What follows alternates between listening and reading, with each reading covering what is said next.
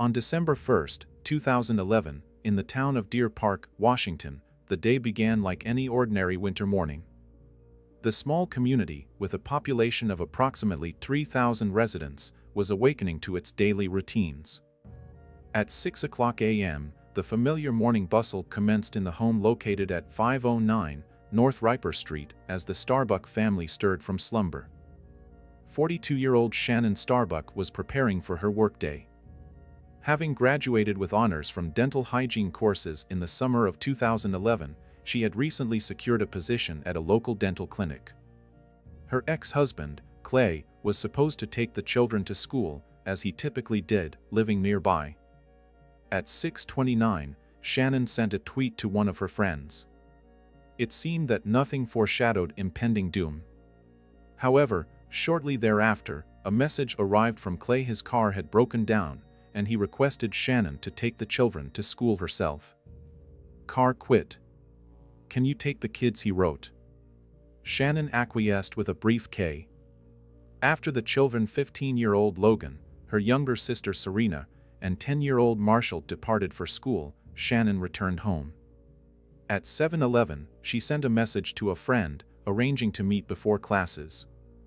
This would be the last verifiably confirmed communication Shannon had with the outside world. At 9:18 a.m., a call was made to 911 from Shannon's phone. The dispatcher, who had been on the line for 17 years, heard only a brief high-pitched sound resembling a scream, followed by static, after which the connection was severed. When the operator attempted to call back, the phone was already turned off. GPS data indicated that the call originated from Shannon's residence.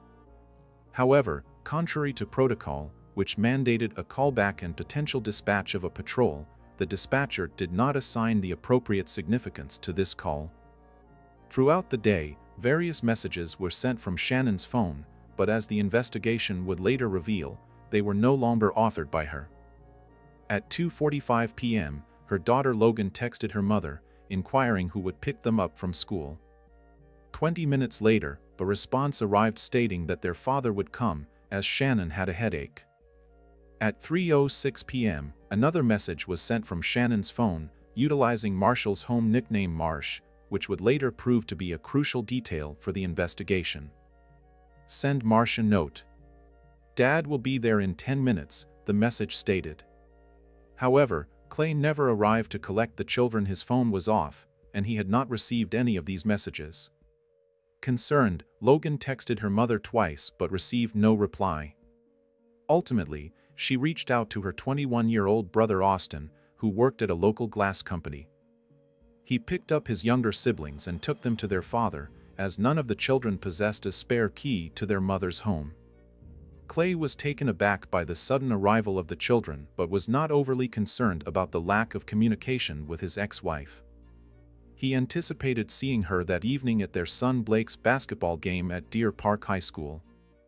At 5:45 p.m., he sent Shannon a message: "If you feel better, call me and I'll meet you at the booth so you don't have to pay." When Shannon failed to appear at the game, Clay and the children went to her house. The doors were locked, the lights were off, and no one answered their calls. They circled the house, shining flashlights through the windows, but it appeared that no one was home. Finding nothing suspicious, they returned to their residence. Since the younger children lived with their mother, they lacked essential belongings and school supplies, causing them to miss classes the following day, December 2nd. Clay warned that if there was no word from Shannon by 7 o'clock p.m., he would contact the police. Deer Park, where these tragic events unfolded, was a quintessential American small town. Nestled in Washington state, it attracted residents with its serene atmosphere and sense of security. It was these very qualities that had drawn Shannon Starbuck to the town in May 2008, during her first visit. The Starbuck family's relocation to Deer Park occurred after their second marriage. Shannon immediately fell in love with the place, deeming it ideal for raising children. Here, everyone knew their neighbor, and violent crimes were a rarity.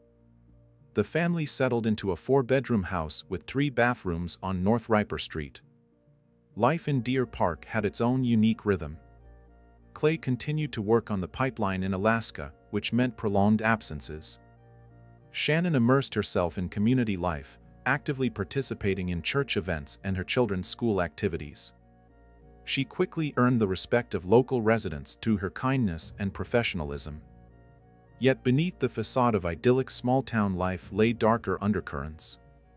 The location of Shannon's ground-floor home, with windows facing the parking lot, would later prove to be a fatal factor.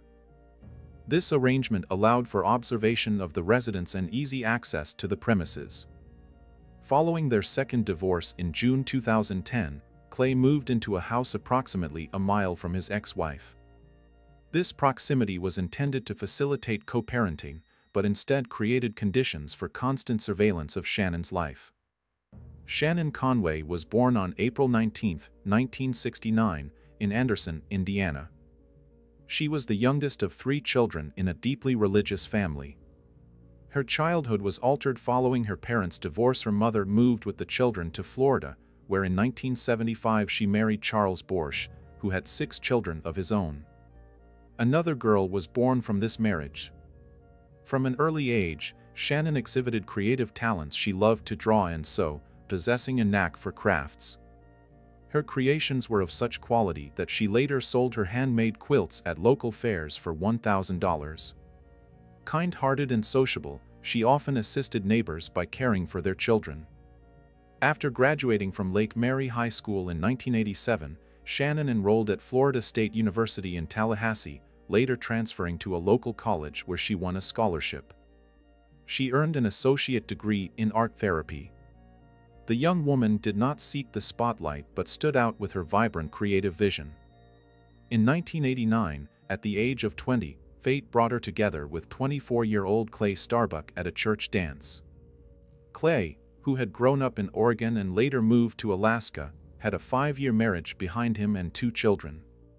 He had completed a diesel and automotive school in Denver and worked on the pipeline. A mutual attraction blossomed between the young couple, and on June 1, 1990, they wed in Florida. For Shannon, it was her first marriage. For Clay, it was his second.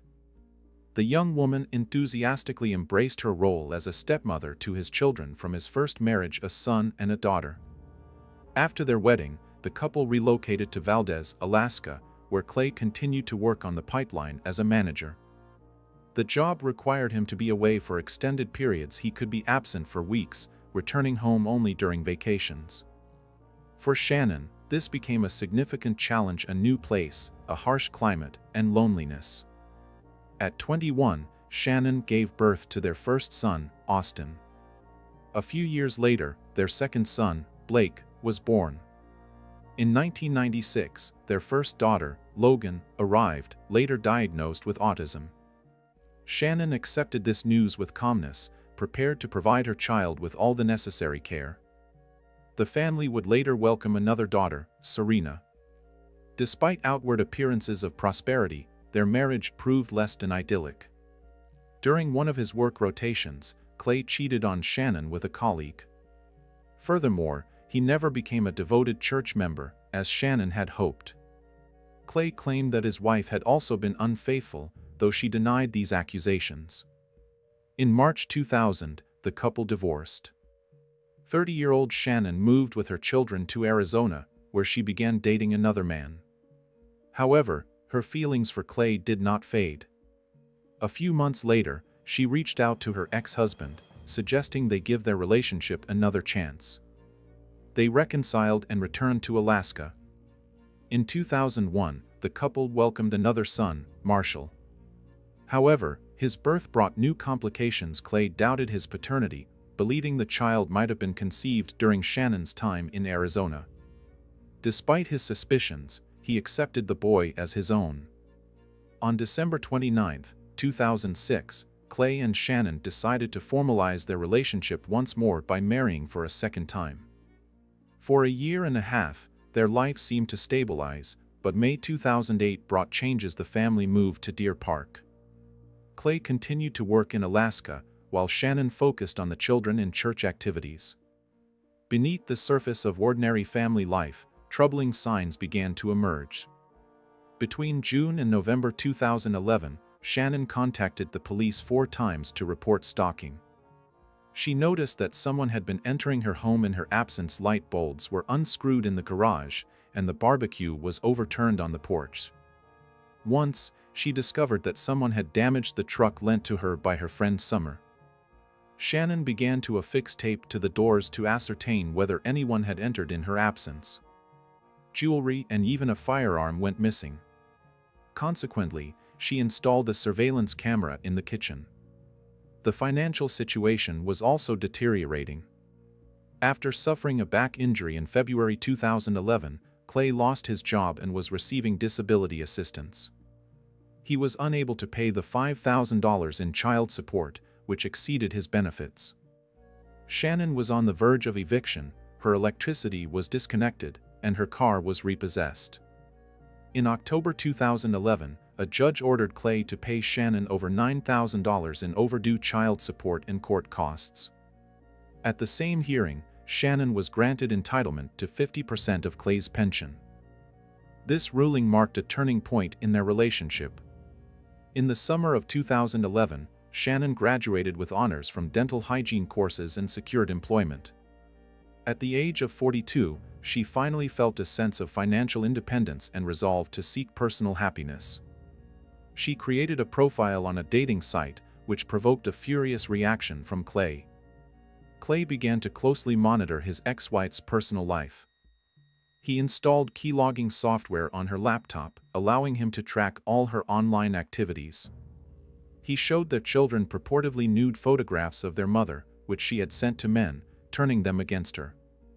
In Shannon's journal, an entry from September 2011 read Marshall was upset after spending the day with his father. He said that his father showed him several pictures from my phone. One was allegedly a nude photo of me, with his father covering my breasts with his finger. His father told him that I had sent these photos to men. Clay spoke to acquaintances and neighbors about Shannon's personal life, often exaggerating and distorting the facts. He claimed that she had cheated on him during their marriage, was a poor mother, and was a promiscuous woman. He was particularly troubled by her dating other men. In the months leading up to Shannon's death, she repeatedly told family and friends that if anything were to happen to her, they should check on Clay. She feared he might harm her to avoid paying child support.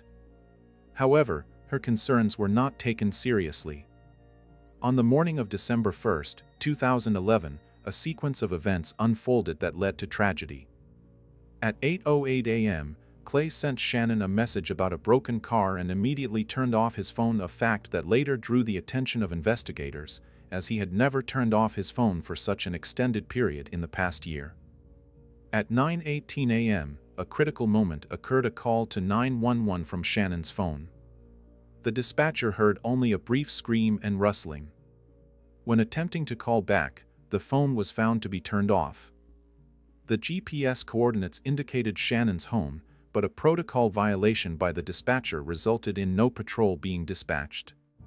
From 12:05 to 1600, Shannon's phone sent 11 messages and received 99. All these messages, as later established by the investigation, were sent by the murderer, mimicking her communication style. Notably, the use of the family nickname Marsh for the younger son indicated the perpetrator's close familiarity with the family. At 15:17, Shannon's phone sent a final message to Clay, requesting him to pick up the children from school due to a headache. Clay accidentally turned on his phone only at 15:37, by which time the children were already with Austin. At 21:06, he sent Shannon a reproachful message about her missing their son's basketball game.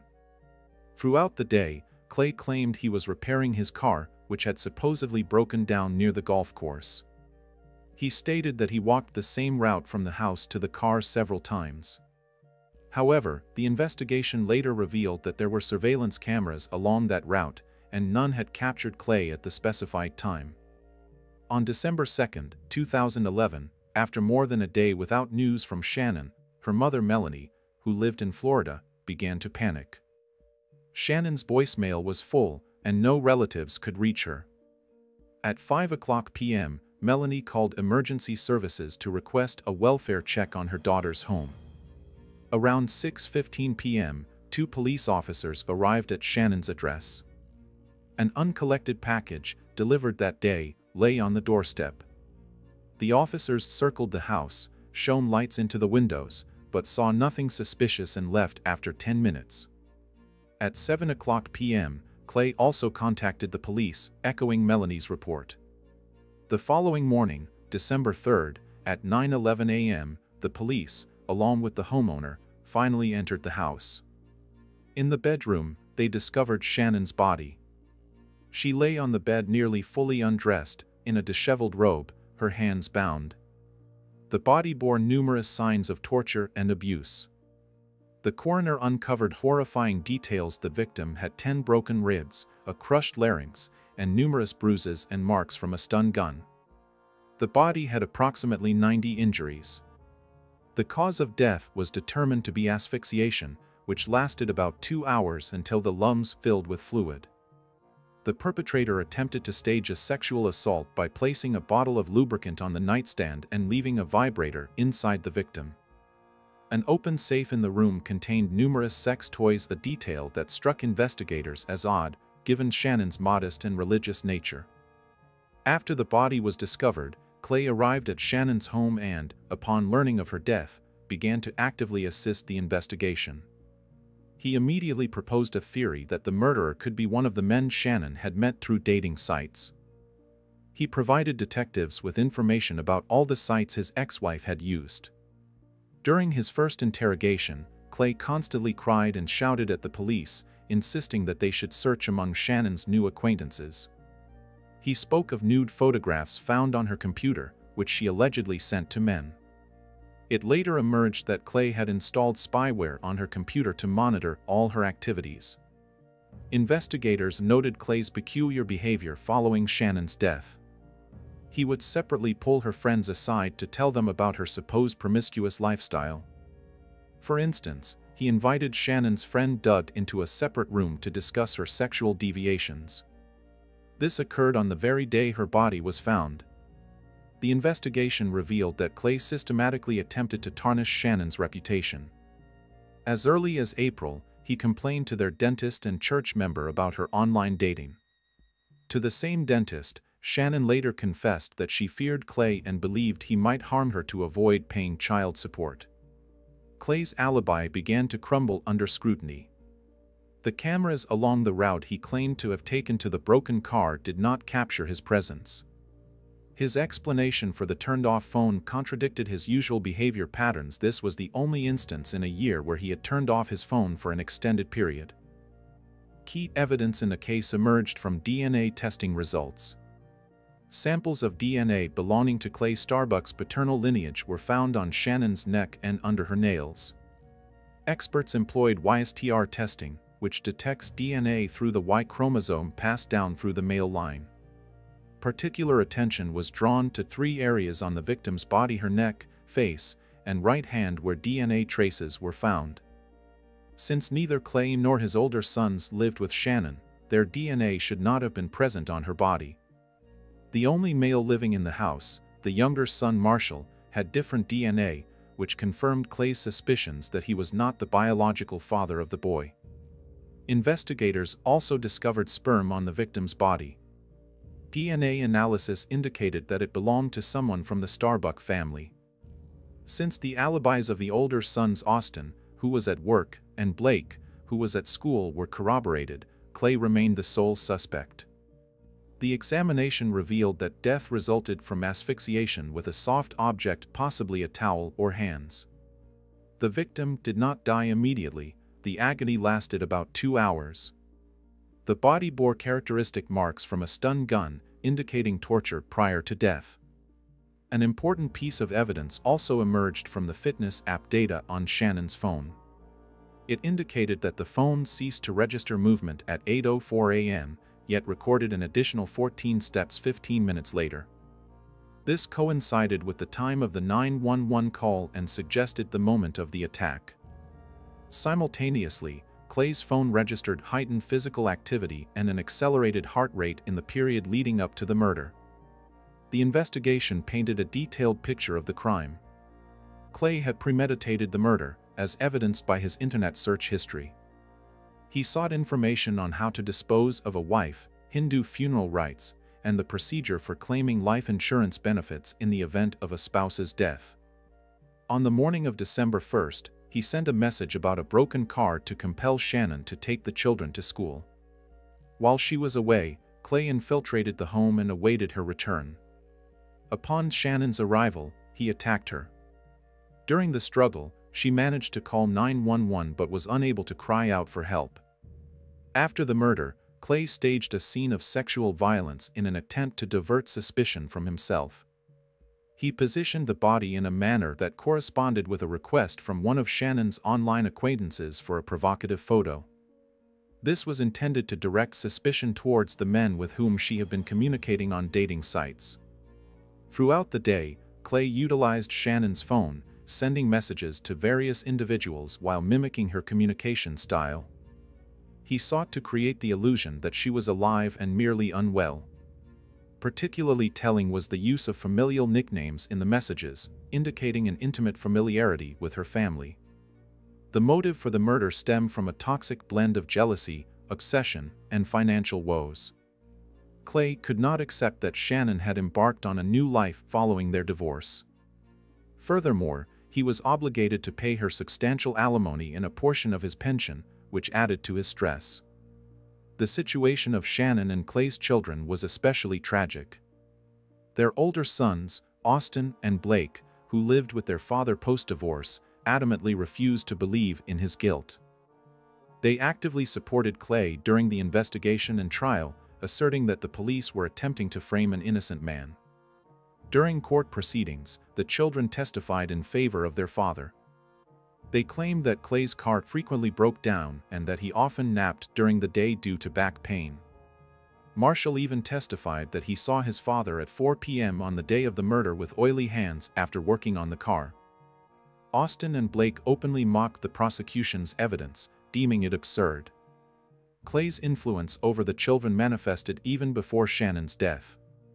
He systematically turned them against their mother, showing them purportedly explicit photographs of her and discussing her personal life.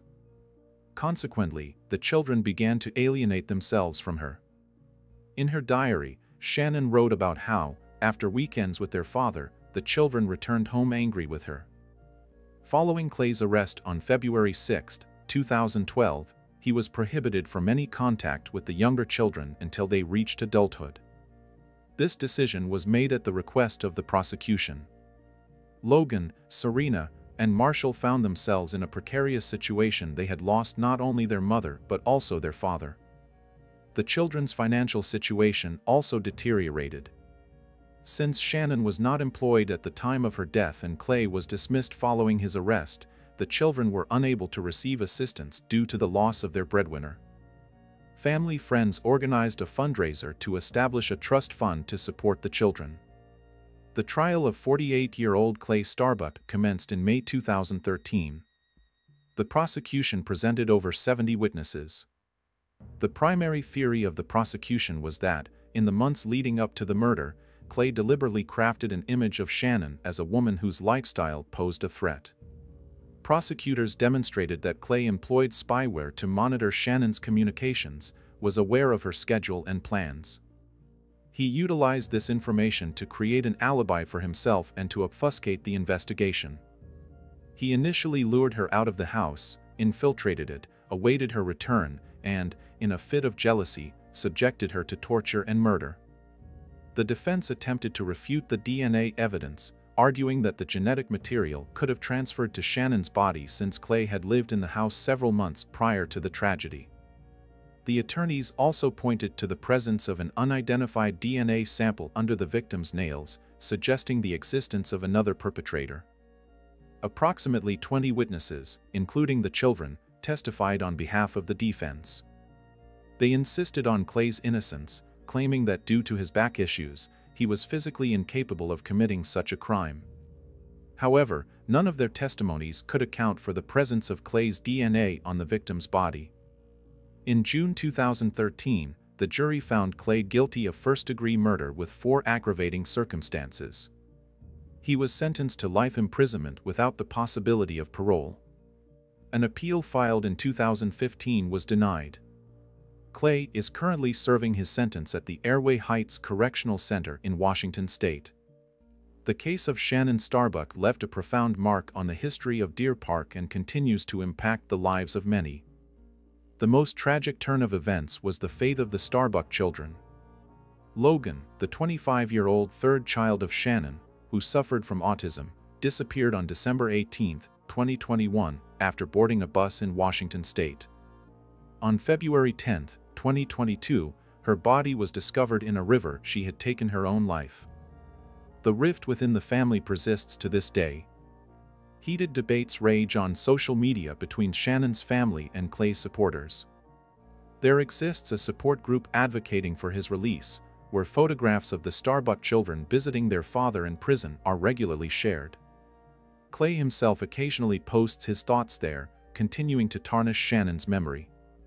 Shannon's mother, Melanie, who attended every day of the trial, deliberately positioned herself so that Clay would be compelled to look her in the eye as he was brought into the courtroom. She expressed relief following the verdict, stating, if she wanted to date, she could have. At least she had a life. She never had a life with him. This case transformed the operations of the 911 service in the region. Although the dispatcher was not dismissed for protocol violations during Shannon's call, her case is now used as a teaching example. The Communications Center conducted additional training on handling unanswered calls. The story of Shannon Starbuck serves as a cautionary tale about how domestic violence can masquerade as care and control, how manipulation can fracture the bonds between a mother and her children, and how the justice system sometimes reacts too late to alarming signals.